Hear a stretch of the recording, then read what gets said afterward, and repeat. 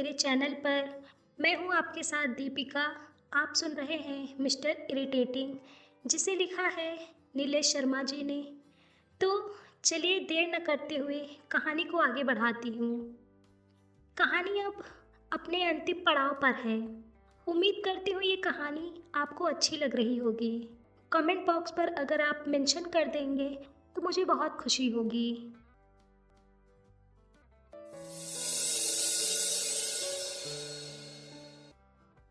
अगले दिन हमारे इंटरव्यू के रिजल्ट आने वाले थे। मैं और आशी कैंटीन के पीछे स्टेडियम की सीढ़ी पर बैठे थे। स्टेडियम के अंदर पिच पर काम चल रहा था। कुछ लोग फील्ड में रोलिंग का काम कर रहे थे। रणजी ट्रॉफी मैच की तैयारी जोरों पर थी। आशी का सर मेरे कंधे पर था और उसके बाल तेज हवाओं की वजह से मेरे चेहरे पर उड़ रहे थे। मैं बार बार उसे हटाने की कोशिश कर रहा था, पर वो अपनी ही जिद में थे। क्या हुआ? आशी ने हंसते हुए पूछा। कुछ नहीं, मैंने उसके मुलायम सिल्की बालों को उड़ने दिया। उसने ब्लू जीन्स और सफ़ेद कुर्ती पहन रखी थी और हर बार की तरह उसकी मासूमियत और खूबसूरती प्यार में डालने के लिए काफ़ी थी। क्या कुछ नहीं? बोलोगे कुछ? तुम इतने चुपचाप से क्यों हो? उसने शिकायत करते हुए कहा। मैंने उसकी ओर देखा। सूरज की रोशनी के कारण उसकी पलकें हल्की सी झुकी हुई थी। मैंने उसके माथे को चूम लिया। उसने अपनी आंखें बंद कर ली। डोंट वरी यार, तुम्हारा प्लेसमेंट हो जाएगा। उन्होंने बोला था ना, वी विल मीट अगेन। और तुमने भी उन्हें सब सच बताया। उन्हें सच बोलने वाले लोग ही पसंद आते हैं, आशी ने कहा। उसने अपने बैग से पानी की बोतल निकाली। तुम्हें चाहिए? उसने मेरी ओर बोतल बढ़ाई और वापस मेरे सीने पर अपना सर रख लिया। वो अपनी नुकीली नाखूनों से मेरी हथेली को कुरेदने लगी, जो उसका पसंदीदा काम था। उसने अपने नाखूनों को अलग अलग रंगों से सजाया था। आशी, थोड़ी देर के बाद मैंने कहा। हम्म। वो अभी मेरे हाथों से खेल रही थी। अगर मेरा सिलेक्शन नहीं हुआ तो? वो अचानक से मुझसे अलग हुई। एक सेकेंड, हमने क्या फैसला किया था? हम में से किसी की भी जॉब लगे या न लगे, पर हम साथ में रहेंगे। और मुझे पूरा यकीन है कि हम दोनों का सिलेक्शन हो जाएगा। और हाँ, तुम्हें वादा करना होगा कि तुम हमेशा मेरे साथ रहोगे। बोलो। उसने अपना हाथ आगे बढ़ाया। मुझे भी इस बात की उम्मीद थी कि शायद हम दोनों का सिलेक्शन हो जाएगा। आशी के परसेंटेज मुझसे ज़्यादा थे और उसके बोलने का अंदाज बहुत अच्छा था। वो बहुत जल्दी लोगों को अपनी बातों से कन्विंस करने में एक्सपर्ट थी। किसी भी कंपनी के लिए आशी जैसी लड़की की ज़रूरत होती है।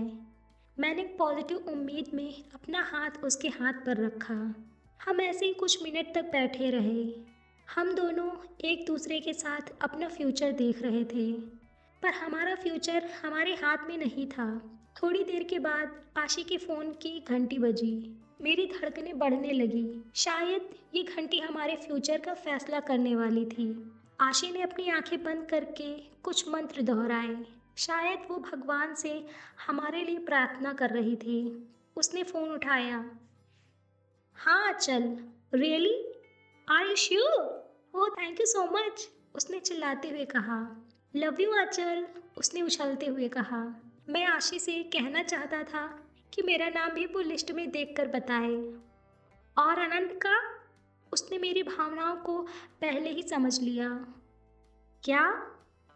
ऐसा कैसे हो सकता है? यार प्लीज़ एक बार फिर से चेक करो ना। मेरा दिल बैठ गया। उसके इस सवाल करने का मतलब था कि मेरा नाम प्लेसमेंट की लिस्ट में नहीं है। मैंने अपना सर अपने हाथ में ले लिया। ओके बाय, आशी ने फ़ोन रखते हुए कहा। वो शांत थी। उसकी गहरी खामोशी ने मेरा रिजल्ट बता दिया। वो दुखी थी। उसका चेहरा दूसरी तरफ था। मेरे सारे सपने टूट चुके थे। मुझे अपने घर वालों को बताने के लिए कोई जवाब नहीं था। मेरी आंखों के सामने मेरी सारी प्रॉब्लम्स नज़र आने लगी। पर मैं खुश था। आशी का प्लेसमेंट हो गया। कॉन्ग्रेचुलेशन, मैंने आशी की ओर देखते हुए कहा। वो मेरे गले से लिपट गई। उसकी आंखें भर आई। पागल क्या हुआ, जॉब ही तो है, फिर मिल जाएगी। और हार कर जीतने वाले ही तो बाजीगर होते हैं। मैंने उसे खुश करने के लिए डायलॉग मारा। उसके आंसू निकल पड़े। अब मेरी असफलताओं में एक और नाम जुड़ गया था, बेरोजगार। 10 दिन बाद, अगले 5 दिनों बाद आशी की ज्वाइनिंग थी। टीसीएस ने उसे ट्रेनिंग के लिए मुंबई बुलाया था। मुंबई टीसीएस का मुख्य केंद्र था और आशिक के चाचा भी वहाँ रहते थे, तो उसके लिए ये एक सही जगह थी। मैं पिछले 2 घंटों से सिल्वर लाइन की इमारत की छत पर बैठा प्रॉस्पेक्ट्स को देख रहा था। GATE solution, best placement in GATE, इज्जत बचाने का एक और ऑप्शन। इंजीनियरिंग प्लेटफॉर्म पर एक के बाद एक ऑप्शन मेरे सामने खुल रहे थे और पीछे से एक एक करके सारे रास्ते बंद हो रहे थे। पर मैं अब एमटेक नहीं करना चाहता था। अब मैं आगे बढ़ने के लिए घर वालों से पैसा नहीं मांग सकता था। दीदी की शादी के लिए, और भारतीय परंपरा में बिना दहेज के तो शादियां होती ही नहीं। इस समय मुझे खुद घर वालों का सहारा बनना चाहिए था, पर मेरे पास कोई जॉब नहीं थी। 100% प्लेसमेंट का भूत मेरे सर से उतर चुका था और इस रेस में भागकर थक चुका था। मैं सोना चाहता था, कई दिनों तक, एक गहरी नींद में, जहाँ किसी की कोई उम्मीद ना हो। मैं किसी शांत जगह पर जाना चाहता था, पर ये शांति सबको नसीब नहीं होती, और एक बेरोजगार इंजीनियर को तो बिल्कुल नहीं। रात के 10 बज रहे थे। मैंने अपने प्लेसमेंट के बारे में सैंडी को सब सच बता दिया।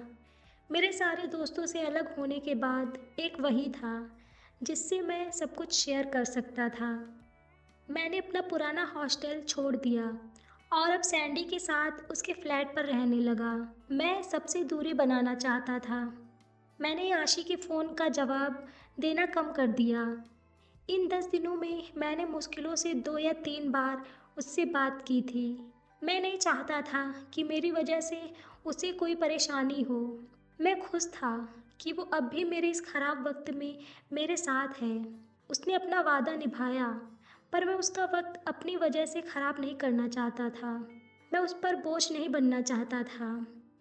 वो कुछ दिनों बाद मुंबई जाने वाली थी और मैं हमेशा के लिए अकेला होने जा रहा था।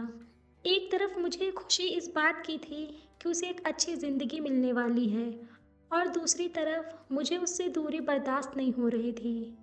मुझे अब फैसला करना था, शायद अब तक का सबसे मुश्किल फैसला, आशी से दूर होने का। मेरे सारे दोस्त और काव्या मुझसे पहले ही दूरी बना चुके थे, और अब आशी। मैं आसमान में उन तारों को देख रहा था, उनकी चमक, उनकी सादगी और उनकी शांति को। मेरे मोबाइल की घंटी बजी। आशी इज कॉलिंग। मैंने स्क्रीन पर देखा।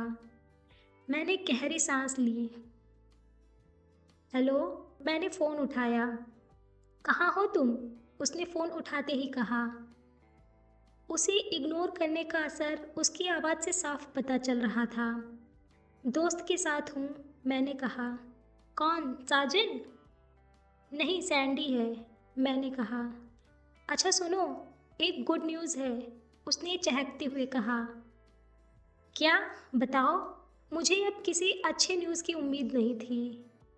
इतने रूखे रूखे से क्यों बोल रहे हो? अच्छा पहले ये बताओ, यू लव मी ना? क्या मैं सांस लेना बंद कर सकता हूँ? What do you think? मैंने कहा। I know my Duffy, but I love you more than you. I know, मैंने कहा। गुड न्यूज़ ये है कि मैं मुंबई नहीं जा रही हूँ, उसने कहा। ये कहीं से भी गुड न्यूज़ नहीं था। मैं नहीं चाहता था कि वो मेरी वजह से अपनी जॉब छोड़े। क्या? पर क्यों? एवं, उसने कहा। एवं मतलब मेरा जॉब करने का मन नहीं है, और क्या? क्या पागलपन है यार? तुम ही तो कहती थी तुम्हें जॉब करनी है। तुम इतनी अच्छी अपॉर्चुनिटी कैसे छोड़ सकती हो? वही तो मैं भी कहना चाहती हूँ यार, कि क्या पागलपन है ये। तुमने बोला था कि हम कभी अलग नहीं होंगे, हमेशा साथ में रहेंगे। अब तुम चाहते हो कि मैं अकेले मुंबई चली जाऊँ। उसने भी मेरी आवाज़ की फ्रिक्वेंसी को मैच करते हुए कहा। यार बात को समझो, मैं कहाँ कह रहा हूँ कि हम अलग हो रहे हैं। मैंने अपनी आवाज़ के टोन को कम किया।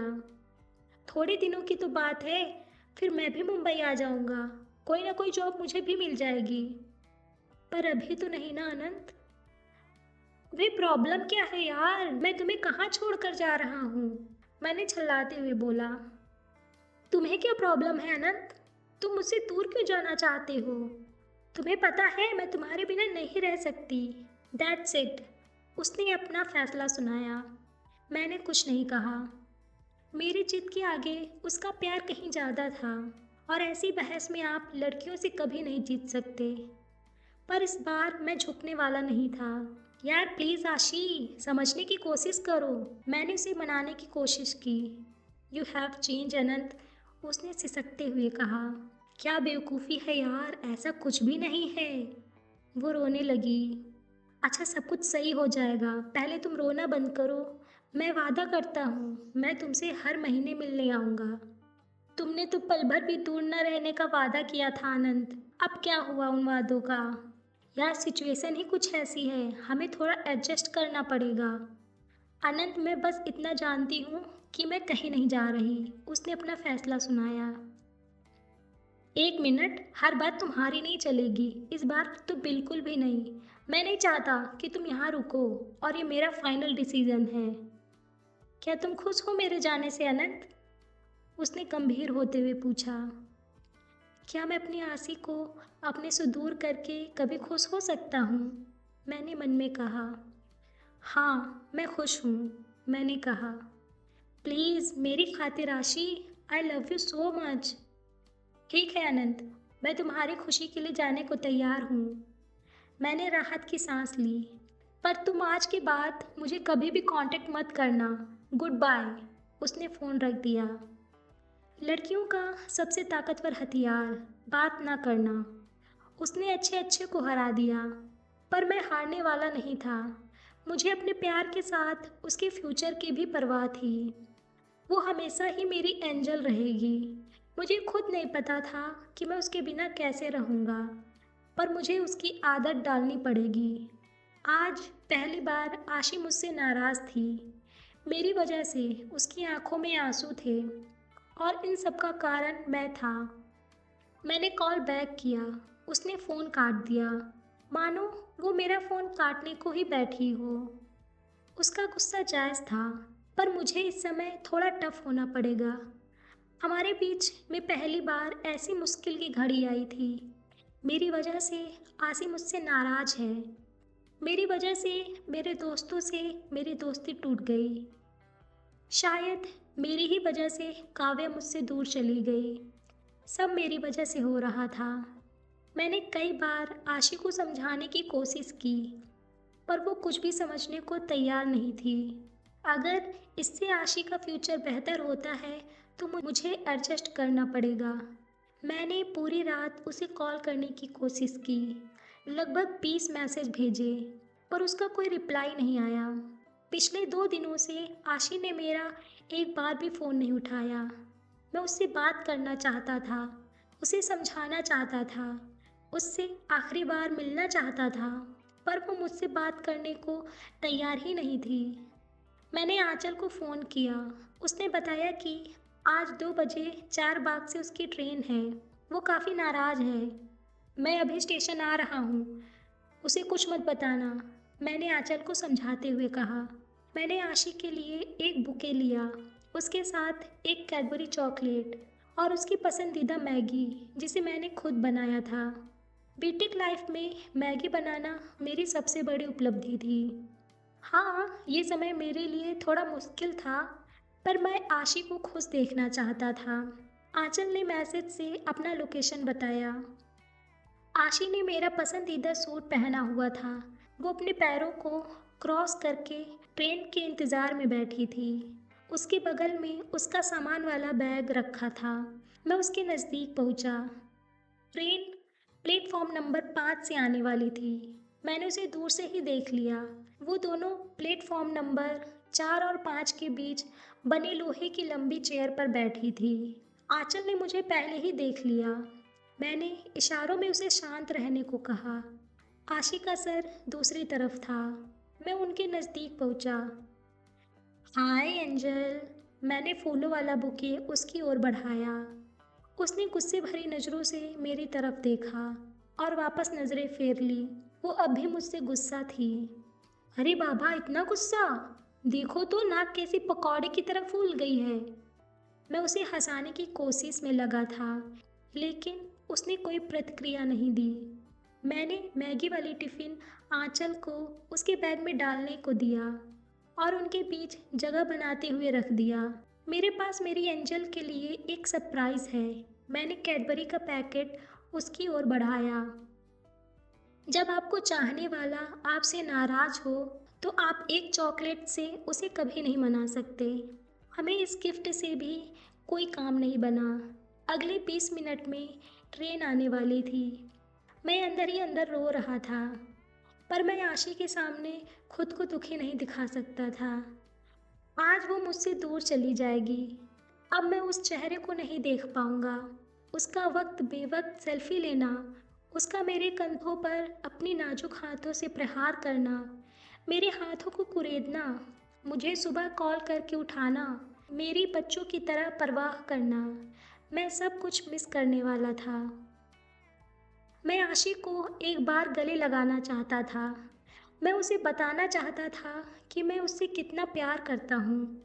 न जाने कब 10 मिनट बीत गए। मैंने उसकी तरफ देखा। वो अब भी अपना चेहरा दूसरी तरफ फेरे हुई थी। मैंने उसका सर अपने हाथ में लिया। उसने मुझसे नजरें मिलाई। उसकी आंखें भरी हुई थी। I will miss you my angel. वो मुझसे लिपट गई। उसकी आंखों में आंसू गिरने लगे। मैंने उसे अपनी बाहों में कसकर जकड़ लिया। मैं इन बाहों को अब कभी नहीं छोड़ना चाहता था। आई हेट यू, वो रोते हुए बोले जा रही थी। आई प्रॉमिस, मैं बहुत जल्द तुम्हारे पास आऊँगा। मैंने उसे अपनी बाहों से दूर किया। मैं अपने आंसुओं को निकलने से रोक रहा था। मैं तुम्हारे बिना नहीं रह सकती। उसके आंसू उसकी आंखों से होते हुए उसके गालों को गीला कर रहे थे। उसकी आंखों में लगा आईलाइनर भी बिखर चुका था, पर वो हमेशा की तरह मेरी एंजल लग रही थी। तुम मुझसे दूर क्यों जाना चाहते हो? हमारे लिए, मैंने मुस्कुराने की कोशिश करते हुए कहा। रेलवे ने फिर ट्रेन के आने की घोषणा की। ट्रेन कुछ ही देर में प्लेटफॉर्म पर आने वाली थी। एक एक पल मेरे दिल की धड़कनों को बढ़ा रहे थे। मैं उन बचे पलों में बस आशी को देखना चाहता था। शायद आखिरी बार। लगातार स्टेशन पर भीड़ बढ़ने लगी। ट्रेन अपने निर्धारित समय पर आ गई। मैंने आशी के लिए उसकी ज़रूरतों की चीज़ें उसके बैग में रखी, जैसे पानी, चिप्स, बुक्स। ट्रेन के छूटने में बस कुछ वक्त की देरी और थी। काश ये ट्रेन अब कभी न जाए, पर मैं कुछ नहीं कर सकता था। मैं बेबस था। जिसमें बेबसी न हो, फिर वो मोहब्बत कैसी? आशी ने मेरा हाथ अपने हाथों में जकड़ा हुआ था। आज उसके हाथ कुछ ज़्यादा ही मजबूती दिखा रहे थे। आशी, तुम हमेशा कहती थी ना, मैंने तुम्हें कोई स्पेशल नाम नहीं दिया। उसने मेरी ओर देखा। तुम मेरी ज़िंदगी हो। You are my life. और मुझे मेरी ज़िंदगी से बहुत प्यार है। उसकी आंखों में आंसू बाहर आने लगे। मैंने धीरे से उसके आंसुओं को पोंछा, उसके बालों की लट को उसके कान के पीछे किया। पहली बार इन लटों ने ही मुझे प्यार में डाला था, और आज ये मुझसे दूर जा रहे थे, जिसका कारण मैं था। ट्रेन ने हमें बिछड़ने का सिग्नल दे दिया। खिड़की के पास उसका हाथ अब भी मेरे हाथों में था। जल्दी आना अनंत, उसने सिसकते हुए कहा। ट्रेन अब धीरे धीरे अपनी रफ्तार बढ़ाने लगा। पहली बार आशी मुझसे दूर जा रही थी। पहली बार मेरी ज़िंदगी मुझसे दूर जा रही थी। मैंने आखिरी बार उस गोल चमकीली आंखों में अपनी ज़िंदगी को देखा। मेरा हाथ उससे छूट चुका था। मैं बस उसे अपने से दूर जाते हुए देख पाया। पल भर में वो मेरी नज़रों से ओझल हो गई। मैं वहीं घुटनों के बल बैठ गया। मेरी खुशियाँ, मेरी आशी, मेरी ज़िंदगी मुझसे दूर जा चुकी थी। ये मेरी कहानी का आखिरी पन्ना था। मेरी कहानी, शायद ये कहानी संसार में किसी की भी हो सकती है। मिस्टर इरिटेटिंग की, जो मेरी तरह अपनी ज़िंदगी से दूर हो, जो अब भी किसी अपने की तलाश में हो। ये कहानी किसी भी एक दोस्त की कहानी है, जो चंद गलतफ़हमियों की वजह से अपने दोस्तों से दूर है। हाँ, इस कहानी की कोई हैप्पी एंडिंग नहीं है, पर ये कहानी का अंत भी नहीं है। शायद ये कहानी की शुरुआत है, क्योंकि हर दिन हर कहानी की एक नई शुरुआत होती है। मुझे उम्मीद थी कि एक दिन आशी, काव्या और मेरे सारे दोस्त मेरे साथ होंगे। ये दुनिया उम्मीद पर ही तो चलती है।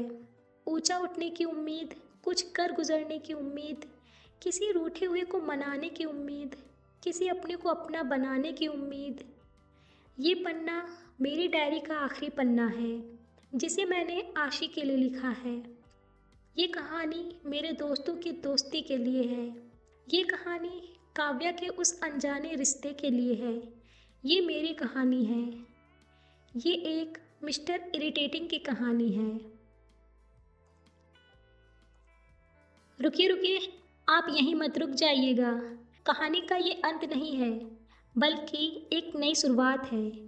उस शुरुआत को सुनने के लिए आप अगला एपिसोड ज़रूर सुनिएगा, क्योंकि कहानी एक नया मोड़ लेने वाली है और यहाँ से ये कहानी बहुत ही ज़्यादा इंटरेस्टिंग होने वाली है।